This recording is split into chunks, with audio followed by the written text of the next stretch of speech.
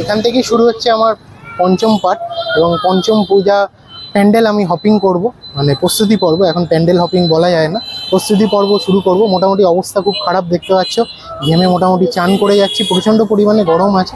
তো এইখান থেকেই কিন্তু অটো ধরে যেতে হবে আমাদের পঞ্চম স্পট। কোথায়? সালে তাক করানো চমক করেছিল এখানে, যেটা 2026 সালে তৈরি চন্দ্রোদয় মন্দির। তো চন্দ্রোদয় মন্দির 2023 সালে করে রীতিমতো চমক লাগিয়ে দিয়েছিল, আর এই বছর করেছে বছর করেছে, বুঝতেই পারছো। তো সেই জায়গাটাই যাব। আর এইখানে 2023 সালে যে তাকটা লাগিয়েছিল, 2024-এ কি এই তাকটা লাগাতে পারবে? তো চলো, কি বলো, ক্যা বলতে হ্যাঁ ভাই লোক, ক্যা তাক লাগাতে পারবে? তো চলো এখন দেরি না করে যাই, প্রচণ্ড গরম। আর কোথা থেকে যাব? এইখান থেকে টোটো নিয়ে যাব কল্যাণী রথতলার কাছেই কিন্তু হচ্ছে সেই পূজা মণ্ডপ। তো এখান থেকে টোটো বা অটো ধরে তোমরা যাবে, একদম সামনেই 5-7 মিনিটের পথ। তো দেরি না করে চলো একদম মন্দিরে স্ট্রেট হয়ে যাই, গিয়ে কীরকম কি করেছে করে দম ছেড়ে বাঁচি। বুঝতে পারছো, 5টা প্যান্ডেল হপিং করা, মানে প্রস্তুতি পর্ব দেখাতে গিয়ে এই অবস্থা আমার, মানে মোটামুটি অবস্থা খুব খারাপ। তো চলো একদম স্ট্রেট হয়ে একদম পূজা মণ্ডপে যাওয়া যায়, গিয়ে দেখি কি চমক অপেক্ষা করছে আমার জন্য এবং তোমরা যারা ঘরে বসে দেখছো তোমাদের জন্য। তো যারা আমাকে চেনো না, আমার নাম দেবাশিস, আমার চ্যানেলের নাম faithful touch. So keep in touch as always on faithful touch. আর এরকম প্রস্তুতি পর্ব আরও চেষ্টা করব আনার, কারণ রানাঘাটেও শুনেছি নাকি ব্যাপক প্রস্তুতি পর্ব আছে, সেটাও ইচ্ছা আছে। তোমাকে অন ক্যামেরা বলে দিলাম, যেহেতু এটা পঞ্চম পার্ট। আর যারা আগের পার্টগুলো দেখোনি, প্লিজ গিয়ে ভিজিট করে দেখো। সমস্ত কিছু লিঙ্ক কিন্তু ওখানে দেওয়া আছে, কোথায় কিভাবে যাবে সমস্ত কিছু কিন্তু ওখানে দেওয়া আছে। তো তোমরা কিন্তু আগের ভিডিওগুলো অবশ্যই দেখো এবং অবশ্যই কিন্তু তাহলে তোমরা দেখে লাইক করো, এইটুকুই বলবো। চলো ফাইনালি যাওয়া যাক।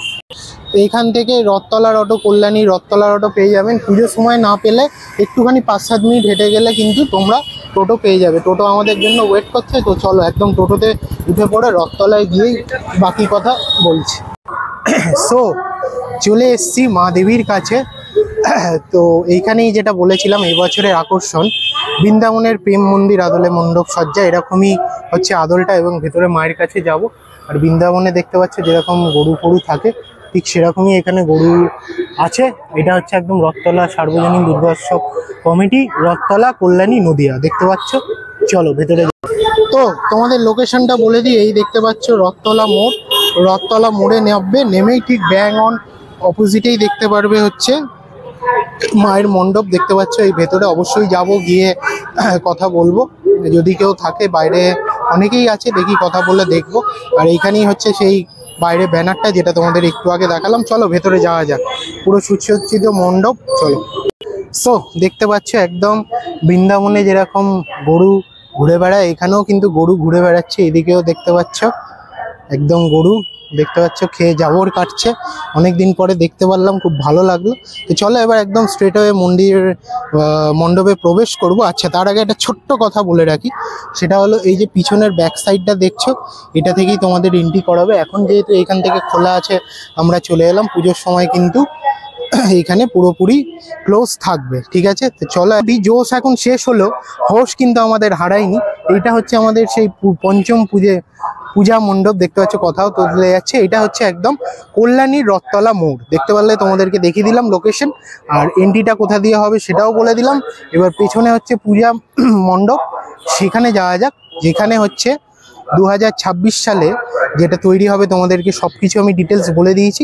তো সেইটার অনুকরণে 2023 সালেই কিন্তু তৈরি করে তাক লাগিয়ে দিয়েছিল, বুঝতে পারছো? তো এবারে বৃন্দাবনের অনুকরণে বৃন্দাবনের মন্দির এখানে নির্মাণ করা হয়েছে। তো চলো সেটাও দেখি, তোমাদেরকে বাইরে পোস্টারও দেখিয়ে দিয়েছি। তো চলো দেখি কতটা কি অনুকরণ যথার্থ করতে পেরেছে কি পারিনি, সেটা তোমরা দেখে তোমরাই বিচার করবে, তোমরাই আমাকে কমেন্ট করে জানাবে। তো চলো একদম স্ট্রেট হয়ে ভেতরে এবার যাওয়া যাক। দাদারা কাজ করছে অক্লান্ত পরিশ্রমে, একটা সুষ্ঠু জিনিস এবং সুন্দর জিনিস যে গড়ে ওঠে তারই কিন্তু প্রমাণ, তারই চিত্র আজকে তুলে ধরছি তোমাদেরকে প্রস্তুতি পর্বে। যে এতটা কষ্ট করে, মানে এই 4 দিন 5 দিনের আনন্দে জন্য 2 মাস 3 মাস 4 মাস ধরে ওনারা কষ্ট করে যে কাজটি করে তোলেন বা গড়ে তোলে, কাজটা গঠন হয়, সেই জিনিসটা কিন্তু আজকে তোমাদেরকে তুলে ধরছি। ওপরে দেখতে পাচ্ছি সোলার কাজ, খুব সুন্দরভাবে সোলার কাজ মন্দিরের অনুকরণেই পুরো অ্যাজ ইট ইজ করা হয়েছে। আর তোমাদের মন্দিরটা আমি চারিদিকটা ঘুরিয়ে দেখাবো। যে মন্দিরটা কীরকমভাবে কি তৈরি হয়েছে, অবশ্যই দেখাবো। আর এখানেও কিন্তু ওই সেম এখন প্রসেস কাজ চলে, দেখতে পাচ্ছ যে এইভাবে কিন্তু শোলার ওপরে রং মেরে এইগুলো ওপরে তোলা হয়। এই যে দড়ির সাহায্যে দেখতে পাচ্ছ বাঁধা হয়েছে সব প্যান্ডেলগুলো আপাতত কৃত্রিমভাবে। তো চলো এখন ভেতরে যাওয়া যাক। মানে ভেতরে তো ঢোকা যাবে না দেখতে পাচ্ছ, কারণ এখনো সিঁড়ি তৈরি হয়নি, এইভাবেই মায়ের মন্দিরটা হবে।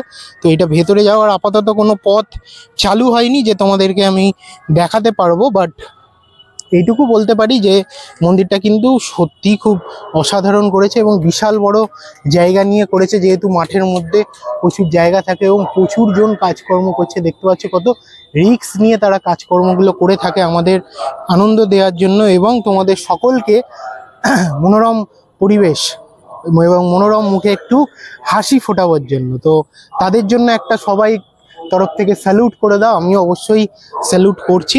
তো চলো আর তোমাদেরকে একটু চারিপাশটা দেখাই, পেছন দিকটা থেকে যতটা যাওয়া যাচ্ছে আমি যাচ্ছি, গিয়ে তোমাদেরকে দেখাচ্ছি। সো দেখতে পাচ্ছ দাদারা অক্লান্ত পরিশ্রমে কিন্তু এইগুলো সব তৈরি করছে, করে করে ওপরে তুলবে। এটা হচ্ছে মণ্ডপের ব্যাক সাইড, পেছন দিকটা।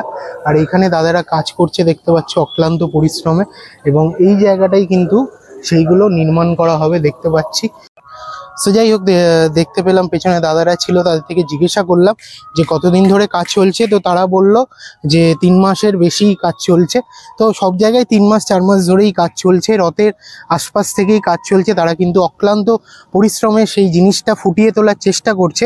আর তোমরা যারা ঘরে বসে দেখছো তাদের জন্য একটা লাইক তো করতে পারো, আর যদি ভালো লাগে তো মাস্ট বি শেয়ার, যাতে এটা সবার কাছে বার্তাটা পৌঁছে যায়, এখানে যাতে সবাই আসে, এইটুকুই কামনা করছি, এইটুকুই তোমাদের কাছে প্রার্থনা করছি, যাতে তোমরা শেয়ারটা বেশি বেশি করে করো। তো মনটা ভরে গেল এবং আশা করি তোমরা যারা ঘরে বসে দেখছো তোমাদেরও দেখে মনটা ভরে গেল। আমার তো খুব ভালো লাগলো, মানে যেভাবে অক্লান্ত পরিশ্রমে দেখতে পাচ্ছ কত হাইটে সবাই উঠে কাজকর্ম করছে। সত্যি এটা বলার জায়গা রাখে না যে তারা অক্লান্ত পরিশ্রমে কিন্তু কাজকর্ম করছে। যেরকম আমরা অক্লান্ত পরিশ্রমে পূজা প্রস্তুতি তোমাদেরকে দেখাচ্ছি। তো তোমরা যারা ঘরে বসে দেখছো, যাদের এইটুকু ভিডিওটা ভালো লাগছে, তারা একটা লাইক করো এবং ওনাদের জন্য মাস্ট বি শেয়ার করো, এইটুকুই বলবো। তো চলো, এই হলো পূজা প্রস্তুতি, তোমাদেরকে মোটামুটি আরেকবার আমি দেখিয়ে দিচ্ছি। তো আশা করি এই জায়গাটা মনে হয় পুরোপুরি ঘেরা থাকবে, বা এইখান থেকেই হয়তো মা সামনে বসানো হবে। বাট খুব সুন্দর আদলে করছে এবং হাইটটা দেখতে পাচ্ছ কতটা হাইট, জাস্ট অসাধারণ অ্যামেজিং লাগছে। আর আবারও দেখে মুগ্ধ হয়ে গেলাম কল্যাণী চত্বরে ৫ম পুজো, ফার্স্টবার আমি প্রস্তুতি পর্ব দেখি আমি নিজেই তো হতবাক, আমি নিজেই তো অবাক। আর আমি কি বলবো বলো, জাস্ট এক্সিলেন্ট, খুব ভালো লাগলো। তোমরা যারা ভাবছো কি করে আসবে, আমি সব কিছু ডিটেলস সব কিছু অল বলে দিয়েছি। আর যাদের অসুবিধা হবে তারা প্লিজ একটু ডেসক্রিপশনটা দেখে নিও, এটা রিকোয়েস্ট করব। ডেসক্রিপশানে কিন্তু সমস্ত ডিটেলস সমস্ত কিছু থাকবে, তো তোমরা অবশ্যই একটু ডেসক্রিপশনটা ফলো করো। সো এই যে রাস্তাটা দেখছো, এই সোজা গেলে হচ্ছে আইটিআই মোড়। আর আইটিআই মোড়ের যে ট্রেন পদ্ধতি, সেটা কিন্তু সবসময় তোমরা সচরাচর পাবে না। তার কারণে আমি দ্বিতীয় যে রাস্তাটা বলেছিলাম বলবো, এইখান থেকে সোজা হচ্ছে বাগ মোড়, তোমরা টোটো ধরে যাবে এবং ওখান থেকে আরেকটা টোটো চেঞ্জ করে যাবে কাঁচরাপাড়া স্টেশন। কাঁচরাপাড়া স্টেশন থেকে তোমরা শিয়ালদার দিকে যাও বা তোমরা কৃষ্ণনগরের দিকে যাও, দুদিকেই যেতে পারবে মেন লাইনের ট্রেন। আর এইদিকে যদি যাও তাহলে এইদিকে কিন্তু তোমার পড়বে হচ্ছে কল্যাণী সীমান্ত একটাই ট্রেন। তো সেই জন্য কিন্তু তোমাদের মেন লাইনের ট্রেনের উদ্দেশ্য, মানে যারা যারা ভাবছো যে হ্যাঁ রাত হয়ে গেলে অনেক সময় প্রবলেম হয়, যেতে পারবে না, তো তোমরা কিভাবে যাবে, তো তার জন্য কিন্তু সেই পথটাও তোমাদেরকে বলে দিলাম। আর এই হচ্ছে মণ্ডপ, দেখে নিয়েছো প্রস্তুতি পর্ব ৫ম তথা শেষ মণ্ডপ আমি তোমাদেরকে দেখিয়ে দিলাম। তো বৃন্দাবনে আমরা যেরকম রাধাকৃষ্ণ দেখতে পাই এবং তার সাথে কি গৌমাতা দেখতে পাই, তো এখানেও দেখতে পাচ্ছ গৌমাতা একদম আছে, একদম রিল্যাক্সে আছে, কোনো চাপ নেই। আর সাথে মানে কি বলবো, হালকা হচ্ছে, বড্ড ভারী হয়ে গেছিলো। যাই হোক, সেই বিষয়ে আর দেখাচ্ছি না, বলছি না, সেই বিষয়ে আর কিছু বলছি না। সেই বিষয়ে এখনো দেখো কনস্ট্যান্ট সেই বিষয় ঘটেই যাচ্ছে। যাই হোক, ওসব বাদ দাও। বাট পূজা টাইমে গৌমাতা কি এরকমই থাকবে, নাকি তাদেরকে তাড়িয়ে দেওয়া হবে মাঠ থেকে, সেটা ভাই আমি জানি না। সেটা তোমরা যারা দেখবে আমাকে কমেন্ট করবে। আর আমি যদি দেখতে আসি অবশ্যই তোমরা কিন্তু সেই ভিডিওটা দেখে বুঝতেই পারবে যে কি ব্যাপার। তো চলো, যাই হোক, ভিডিও এইটুকু ছিল। আশা করি এনজয় করেছো ৫ম তথা শেষ পার্ট দিয়ে আমি পুরো লাপাট হয়ে যাব, আজকে লাপাতা হয়ে যাব। কারণ মোটামুটি আমার যা এনার্জি, যা শক্তি যা ছিল, এই দেখছো গেঞ্জিটা দেখে হয়তো বুঝছে না, মোটামুটি ঘামে স্নান করে আমার অবস্থা পুরো শেষ, টায়ার্ড। এই জন্য তোমাদেরকে বলি, যারা যারা ভিডিওটা দেখছো মেক শিওর একটা লাইক করে দিও, মাস্ট বি শেয়ার করো। তো চলো এরকমই প্রস্তুতি পর্ব আরও তুলে ধরবো, এইটুকু আশা রাখছি। এইটুকু বক্তব্য বলে আমি আমার বক্তব্য শেষ করছি। Good night, sweet dream and keep in touch as always on faithful touch. Bye for now. এখন যাব আমি কাঁচরাপাড়া স্টেশন থেকে বাড়ি যাব, যেই পথে তোমাদেরকে বললাম। তো তোমরা যারা ভাবছো কিভাবে বাড়ি যাব মেন লাইনের ট্রেন ধরে, তারাও কিন্তু যেতে পারো খুব ইজিলি। বাগমোড়ে নামবে, বাগমোড় থেকে আবার টোটো চেঞ্জ করবে, টোটো চেঞ্জ করলে কিন্তু 20 টাকায় তোমরা 10 টাকা 20 টাকায় তোমরা পৌঁছে যাবে। চলো টাটা। এরকম প্রস্তুতি পর্বের জন্য একটা তো লাইক বানতা হে পাবলিক, क्या बोलते हो? तो एक तो लाइक कर दो। टाटा।